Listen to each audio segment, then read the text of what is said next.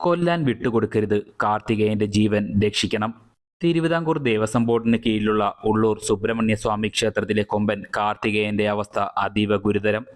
പാദരോഗവും മറ്റ് ആരോഗ്യ പ്രശ്നങ്ങളും നേരിടുന്ന കാർത്തികേയന് ആവശ്യമായ ചികിത്സ ലഭിക്കാത്ത അവസ്ഥയാണിപ്പോൾ.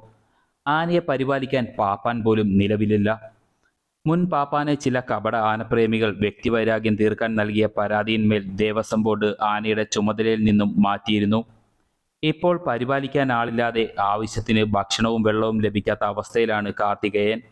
ആനയുടെ കാലിലെ മുറിവ് പഴുത്ത് പുഴുവരിക്കുന്ന നിലയിലാണുള്ളത്. ഈ നില തുടർന്നാൽ അധികകാലം കാർത്തികേയന് ആയുസ്സുണ്ടാവില്ല. തിരുവിതാംകൂർ ദേവസ്വം ബോർഡിന് കീഴിലുണ്ടായിരുന്ന വിജയകൃഷ്ണന്റെയും ബാലകൃഷ്ണന്റെയും പോലെ ഇവനും ആവശ്യ സമയത്ത് ചികിത്സ നൽകുവാതെ കൊലയ്ക്ക് കൊടുക്കുവാൻ സമ്മതിക്കരുത്. കാർത്തികേയന് അടിയന്തരമായി വിദഗ്ധ ഡോക്ടർമാരുടെ നേതൃത്വത്തിൽ ചികിത്സ ഉറപ്പുവരുത്തണം. അതോടൊപ്പം തന്നെ ആ മിണ്ടാപ്രാണിയെ പട്ടിണിക്കിട്ട് കൊല്ലാതെ ഒന്നും രണ്ടും പാപ്പാന്മാരെ നിയോഗിച്ച് ആനയ്ക്ക് ആവശ്യമായ ആഹാരം എത്തിച്ചു നൽകുവാൻ ദേവസ്വം ബോർഡ് അധികാരികൾ തയ്യാറാവണം. ഇനിയും ഒരു ആനയെ കൂടി കൊലയ്ക്ക് കൊടുക്കരുത്.